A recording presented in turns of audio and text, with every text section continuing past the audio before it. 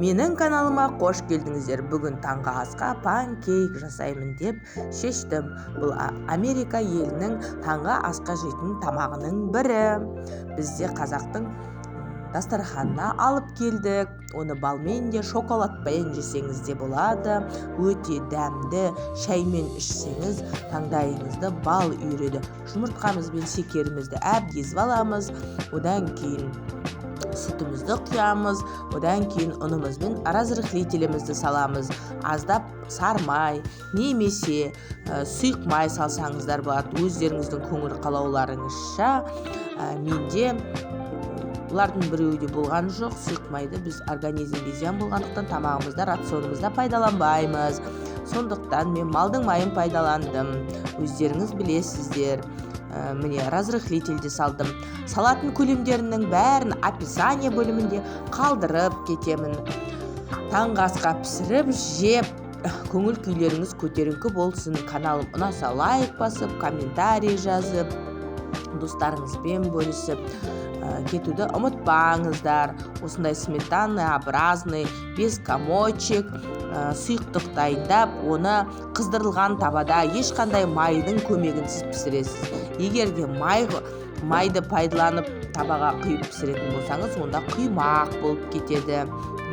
Видеода қалай жасалу керек жолдарының бәрі егжей-тегжейлі көрсетілген. Ас болсын. Балаларымызбен осылай таңғы асқа панкейк пісіріп жедік. Мен үлкен көлемде жасадым тез болу үшін. Сіздер аз-аздан пісіріп жесеңіздер де болады. Ас болсын тағы да. Каналыма да басқа да дүниелер кездеседі. Көңіл бөліп қарасаңыздар болады.